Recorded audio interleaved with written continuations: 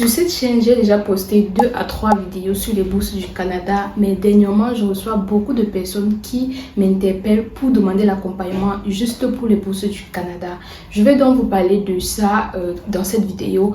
Pas seulement pour vous décourager de vous focaliser sur les bourses du Canada, mais pour vous permettre de voir la réalité en face. Ça, c'est la première partie de la vidéo. Et la deuxième partie, c'est pour vous présenter également les universités du Canada qui sont ouvertes pour l'admission et pour les bourses les plus prestigieuses du monde en ce moment. Donc, la vidéo sera divisée en 2 parties. Je parle sur cette chaîne des bourses d'études. Donc, si tu me découvres dans cette vidéo, je suis Orline Shine et je parle des bourses d'études, que ce soit du Canada. En fait, peu importe le pays, peu importe la localisation, peu importe ta filière et peu importe ton niveau. Mais aujourd'hui, je focalise mon attention sur les bourses du Canada et je vous parle de comment est-ce que ça marche.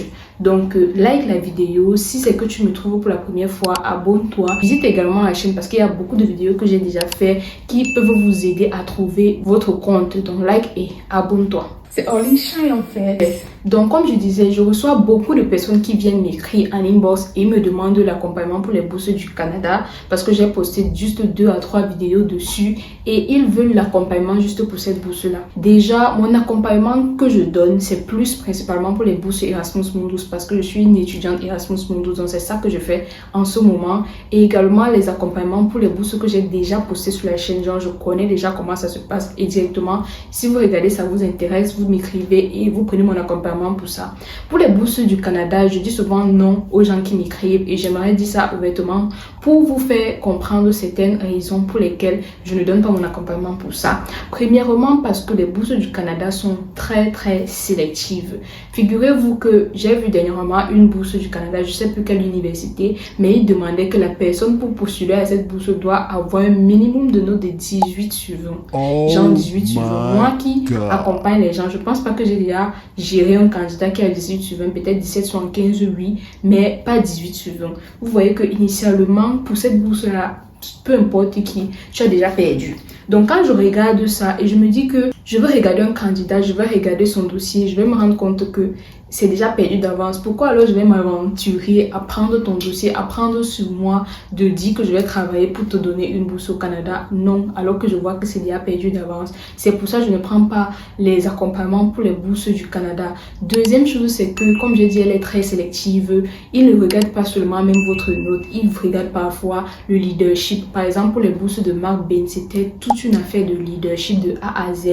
Autre chose qu'ils regardent, c'est que vous avez fait le volontariat. Est-ce que vous avez pris les rôles qui vous permettent de vous développer, ce que je ne trouve pas forcément dans tous les dossiers que je gère en tant que quelqu'un qui aide les étudiants à obtenir les bourses d'études. Ça fait que quand je regarde les dossiers, je me dis c'est mieux que lorsque vous voyez que j'ai posté une vidéo par exemple sur le Canada et que ça vous intéresse, écrivez-moi lorsque vous êtes éligible et lorsque vous avez la possibilité de postuler à cette bourse-là. Ce n'est pas parce que ça vous intéresse, ça peut vous intéresser, mais vous n'êtes pas éligible. Du coup, vous n'avez pas à demander l'accompagnement pour ça. Donc, le plus important, c'est que vous soyez éligible pour les bourses que vous demandez. Donc, voilà un peu pour le début de ce que j'avais envie de partager avec vous par rapport aux bourses du Canada. Maintenant, comment est-ce que les bourses du Canada, ça se passe? Pour presque toutes les bourses, ils demandent à ce que, après avoir postulé pour la bourse que vous avez trouvée, vous devez également demander l'admission à l'école pour laquelle vous demandez la bourse. C'est pareil pour la bourse Mark Bain que j'ai postulée dernièrement. Je pense que le délai est déjà passé.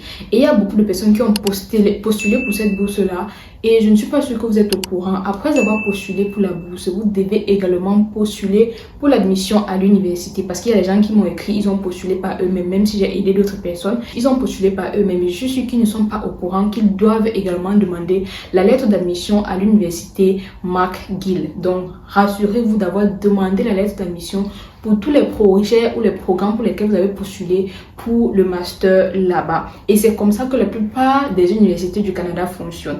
Et c'est pour ça que je vais partager avec vous tout à l'heure les universités qui sont ouvertes en ce moment, qui vous permettent de demander et l'admission et la bourse d'études pour que si vous êtes choisi pour l'admission, peut-être vous pouvez également en même temps avoir la bourse d'études. Donc, rassurez-vous qu'à chaque fois que vous postulez pour une bourse d'études du Canada, que vous ayez également demandé la lettre d'admission pour l'école dans laquelle vous avez postulé pour la bourse. Et c'est comme ça que ça marche. Je vais partager avec vous les universités qui sont ouvertes pour l'admission en ce moment. Et si vous pouvez faire ça vous-même, tant mieux. Et si vous ne pouvez pas, je suis là pour vous aider pour la demande d'admission et pour postuler à la bourse. Mais ce sont les trucs qui nécessitent que vous ayez la tête, les pieds sur terre. Quand je dis pieds sur terre, ça veut dire que vous devez avoir de très bonnes notes. Je veux également mentionner dans cette vidéo que ne focalisez pas seulement votre attention sur les bourses du Canada, parce que j'ai tellement reçu de gens qui m'écrivent juste pour les bourses du Canada.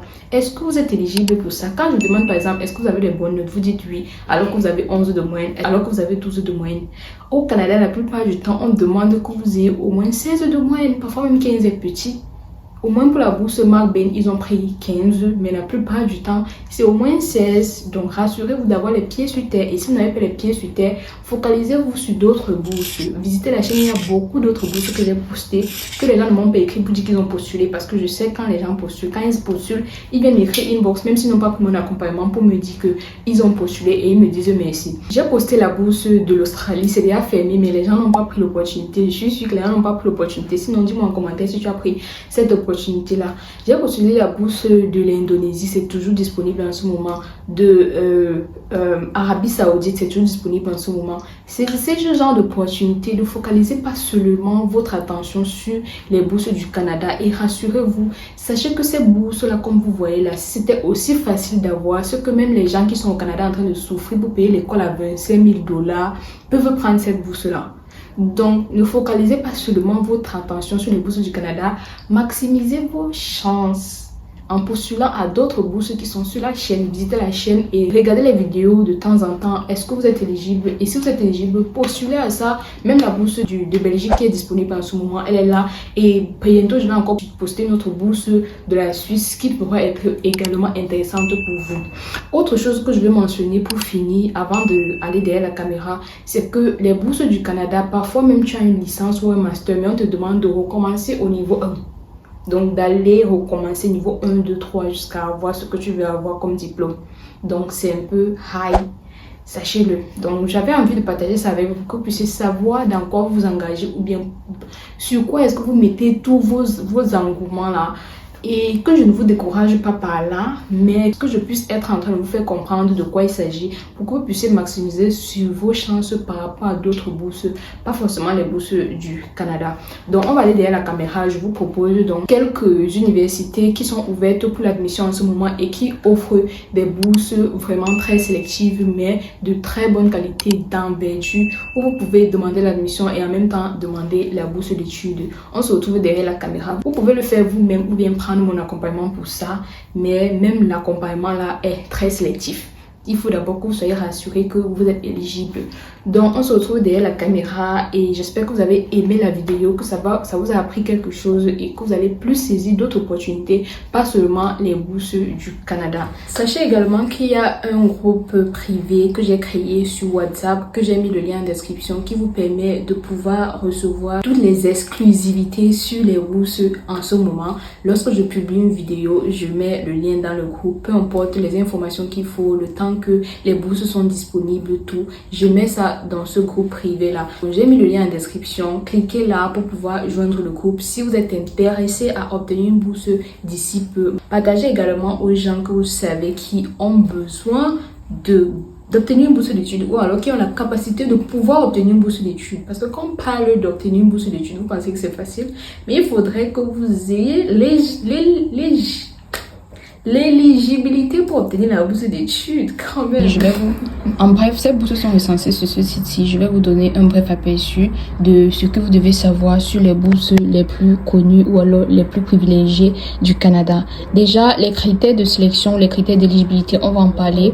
Et les programmes, on va en parler. Les délais pour postuler et les conseils pratiques pour que vous ayez plus de chances de postuler, on va également en parler. Donc, on va commencer par les critères d'éligibilité. Donc, ils disent que pour les critères d'éligibilité, il faut une admission ou une lettre d'offre dans un programme à temps plein de toutes ces universités-là. Donc, ça veut dire que ce sont les bourses que pour obtenir ou bien pour postuler, vous devez d'abord avoir une lettre d'acceptation de l'une de ces écoles-là, bien à mentionner.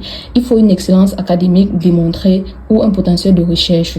Il faut une compétence linguistique, ça doit être l'anglais ou le français dépendant de l'université. Donc vous allez juste vous renseigner de l'université et une implication en leadership très prononcée, surtout pour les bourses Mark Bain que j'ai parlé dans l'une de ces vidéos-là. Les documents il faut le relever de notes, les CV académiques, la lettre de motivation et 2 à 3 lettres de recommandation et les projets de recherche pour les gens qui font un master ou bien un doctorat. Parfois, il faut juste le doctorat pour faire un projet de recherche, mais parfois aussi le master demande et une preuve de langue. Mais si vous êtes francophone natif, vous n'avez pas besoin de preuve de langue parfois. Et si vous êtes anglophone natif et que l'école fréquente en anglais, vous n'avez pas besoin de langue. Ouverture aux étudiants de premier cycle, ça peut être du premier cycle ou de cycle supérieur pour faire un master ou un doctorat. Et l'échéance indicative, la plupart des bourses finissent ou bien se ferment en septembre. Donc sachez-le, il faut postuler en ce moment si on est encore en août. Le premier programme de bourse, c'est les bourses postdoctorales de recherche du Canada. Étant donné que je connais que ma communauté sont plus les gens qui cherchent la licence, master et doctorat, donc on va passer pour celle-ci. On va aller sur le deuxième point qui est la bourse de l'université Dalhousie. Ils disent que c'est ouvert aux étudiants de premier cycle et au cycle secondaire. Donc, que vous fassiez la licence, que vous vouliez faire la licence ou bien le master ou bien le doctorat, c'est disponible pour vous et ça se ferme en septembre. Et également, on va cliquer ici pour avoir un peu d'informations par rapport à cette bourse-ci. Donc, en cliquant, on est sur le site de l'université et rendez-vous compte que ce sont des bourses qui sont données à des personnes qui ont déjà l'admission à cette université-là. Il y a des bourses d'études pour les gens qui ont déjà fini, sont des prix, et il y a les bourses d'études pour les gens qui viennent d'être inscrits et qui cherchent à améliorer, réduire le montant qu'ils doivent payer pour l'école, c'est ça. Le programme de bourse de premier cycle de l'université Dalhousie fournit des fonds pour aider les étudiants dans le besoin financier. On va cliquer ici pour avoir un peu plus d'informations par rapport à ça. Pour la demande de bourse, ils disent que le programme de bourse c'était pour 2024, mais c'est disponible tous les ans. Nouveau pour 2024, les étudiants soumettront une seule demande pour le trimestre d'automne. Pour pouvoir soumettre, il faut que vous soyez étudiant admissible. Ce sont les étudiants de premier cycle, de diplôme hygiène dentaire, de doctorat en pharmacie ou de maîtrise en travail, ainsi de suite. Donc si vous êtes de cette catégorie-ci et que vous savez que vous avez un bon dossier, vous pouvez demander de l'admission à cette école-ci et après que vous avez eu l'admission, vous postulez à cette bourse-ci. Postuler en ligne, donc vous postulez en ligne, il y a un formulaire de candidature ici et soumettre les documents requis. Donc ils vous donnent souvent les documents requis, mais on va pas perdre le temps sur ça, c'est juste pour que vous voyez un peu comment ça se passe. Pour 2025, pour commencer en 2025, il fallait s'inscrire entre janvier et février et pour l'hiver 2024-2025, il fallait s'inscrire entre le septembre et octobre. Donc, c'est la même chose pour cette année. Donc, si vous voulez pour cette bourse-ci, il faudrait déjà que vous ayez une lettre d'admission. Moi, je vous informe pour que vous puissiez prendre le temps de travailler dessus à l'avance, même un an avant, je sais pas, dépendant de vous. Et puis, vous aurez le temps de travailler pour obtenir d'abord l'admission pour l'une de ces écoles-là et puis, par la suite, travailler pour avoir la bourse. Donc, la deuxième bourse, c'est le programme de bourse d'Université d'Ottawa. On va cliquer dessus. Ils disent que le délai, c'est le 31 décembre 2025 et cliquons dessus pour voir. On est sur le site de l'Université d'Ottawa. Pour l'aperçu, vous voyez comment ils parlent de bourse, aide financière, ainsi de suite. Ils disent le programme de bourse d'excellence de l'Université d'Ottawa est parmi les plus généreux au pays. Certaines bourses sont décernées en reconnaissance des réalisations scolaires, tandis que d'autres sont accordées selon le besoin financier. Donc c'est la même chose, vous postulez lorsque vous êtes déjà admis à une université. On va aller sur une autre bourse, celle-ci c'est celle de l'Université d'Alberta et la plupart c'est que si vous êtes même déjà au Canada, vous pouvez juste essayer de postuler. Si vous êtes dans cette école là, c'est plus facile dans ce sens là. Ils disent pour envoyer une candidature, il faut se connecter à la plateforme ici à l'aide de ça, de l'Université d'Alberta, à l'aide de votre CC ID de l'université. Vous voyez que vous devez déjà être inscrit à l'université et par la suite vous suivez les étapes. Donc c'est pareil pour toutes les bourses et on va aller sur cette bourse-ci également qui est pour la bourse de l'Université de Colombie qui est toujours pareil. Donc c'est le même processus pour chaque bourse. Cette bourse-ci, 130 bourses Mark Bain. Je pense que vous connaissez cette bourse. J'ai fait toute une vidéo pour expliquer de quoi il s'agit et comment est-ce que vous pouvez postuler. Il y a des gens même qui ont déjà bénéficié de ça et qui prennent toujours mon accompagnement pour cette bourse-ci et elle se termine le 20 août. Mais voilà, en tout cas celle-ci, j'ai déjà parlé de ça sur la chaîne. Et il y a également celle-ci qui est la bourse de l'Université de Waterloo. On va cliquer dessus. Donc enfin, c'est toujours le même processus et ils vous donnent également ici toutes les bourses qui sont disponibles à l'université. Ils disent bourse d'entrée pour les étudiants internationaux et ainsi de suite. Il y a beaucoup de bourses. On va cliquer ici pour les bourses d'entrée pour les étudiants internationaux. Ils disent bourse d'entrée pour les étudiants internationaux de l'université de Waterloo, type de récompense bourse d'entrée. Donc lorsque vous entrez, si vous avez un bon dossier, on vous donne directement la bourse. Ils disent description, 20 bourses d'une valeur de $10,000 chacune sont attribuées chaque année à des étudiants internationaux exceptionnels admis en première année de licence. Les étudiants internationaux admis avec une moyenne d'admission de 90%, ça veut dire 18 sur 20, ou plus seront pris en considération automatiquement. La sélection se fera sous la base des résultats scolaires combinés à tout autre critère d'admission spécifique à la faculté. Aucune candidature n'est requise, donc vous n'avez pas besoin de postuler. Tout ce que vous faites, c'est que vous demandez la lettre d'admission à l'école, vous demandez l'admission à l'école, et lorsque vous avez l'admission, si vous avez les notes requises, vous êtes considéré et on vous dit si vous avez la bourse ou pas. Donc voilà un peu comment ça se passe. Vous voyez, eux-mêmes ils ont dit valeur c'est $10,000, programme ouvert à tout programme, ouvert à tout programme pour les étudiants internationaux, et vous n'avez pas besoin de postuler. Tout ce qu'il faut faire, c'est avoir l'admission à l'école et être éligible en fonction de vos notes, et vous serez totalement pris en considération. Donc voilà ce que j'avais à partager pour vous, avec vous, pour ces bourses-ci. Merci d'avoir regardé, et like et abonne-toi. Make your life shine.